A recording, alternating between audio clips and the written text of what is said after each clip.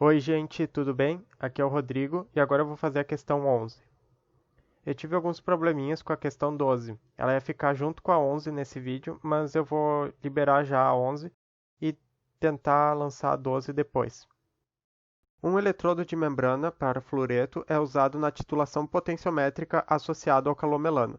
Exatamente 100 ml de uma solução de fluoreto de sódio foi titulada com uma solução de nitrato de lantânio e os dados foram anotados na tabela. E aí ele deu a reação da titulação e a tabela.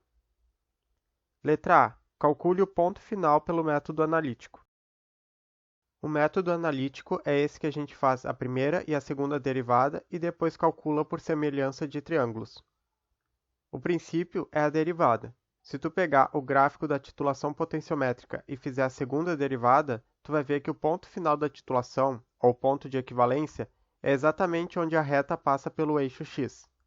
Bem no momento que o valor da segunda derivada muda de sinal, passando do positivo para o negativo. Ou seja, o ponto final é quando a segunda derivada for igual a zero, e isso é muito importante. Então, para calcular o ponto final, que é o volume de lantânio adicionado, a gente vai precisar calcular primeiro a primeira derivada, que é essa coluna aqui.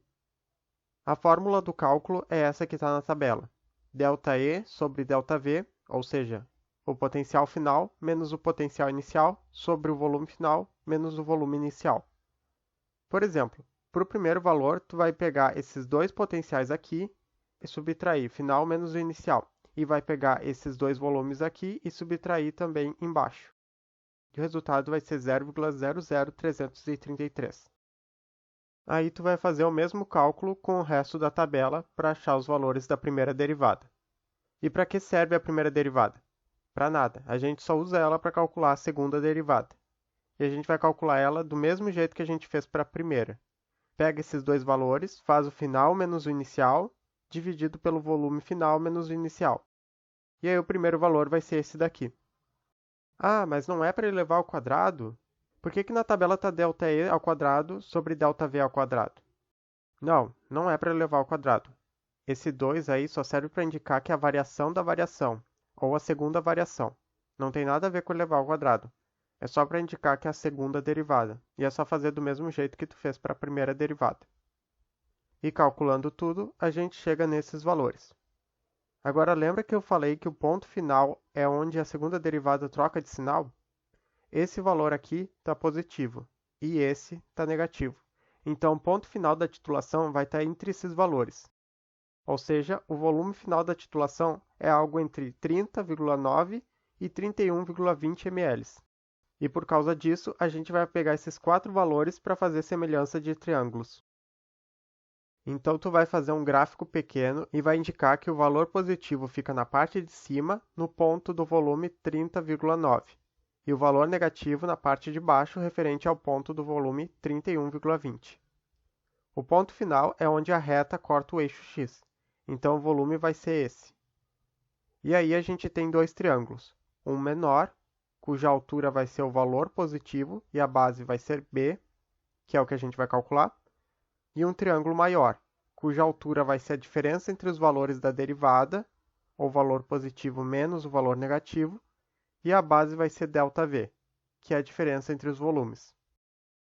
E como os triângulos são proporcionais, podemos igualar os valores desse jeito. A base menor sobre a base maior é igual à altura menor sobre a altura maior.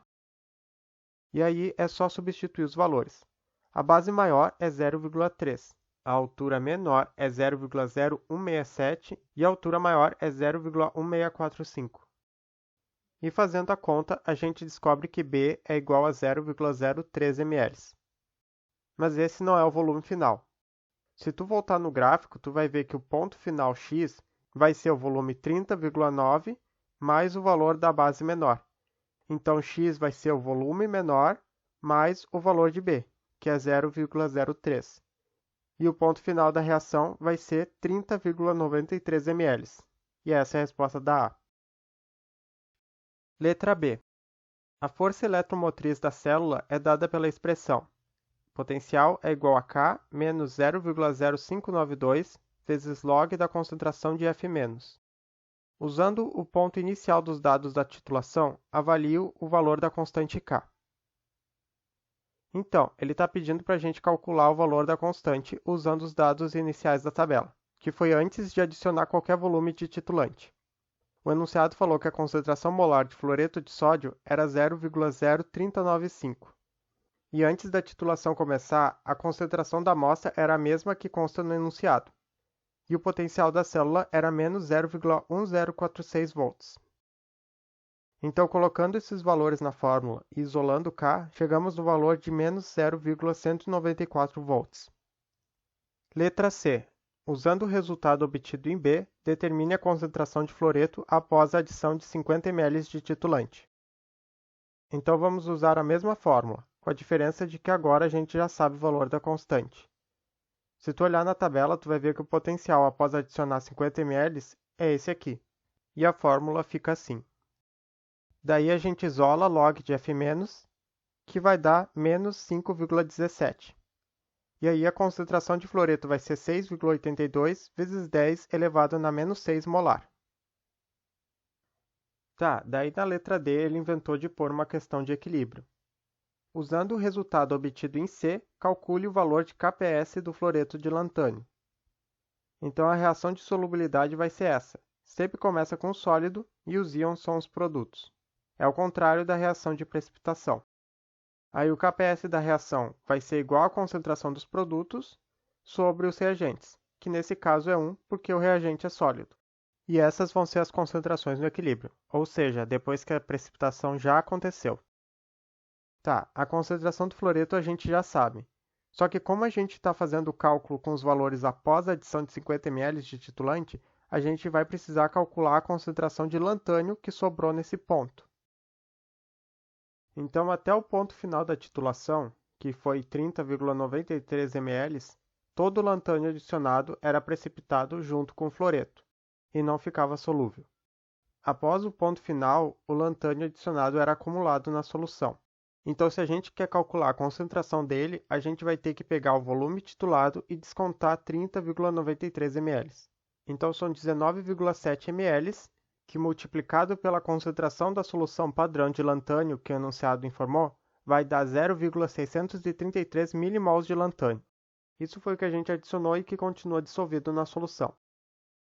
Agora, para chegar na concentração, a gente só precisa dividir pelo volume no qual o lantânio está dissolvido, que é o Erlenmeyer que estava na amostra.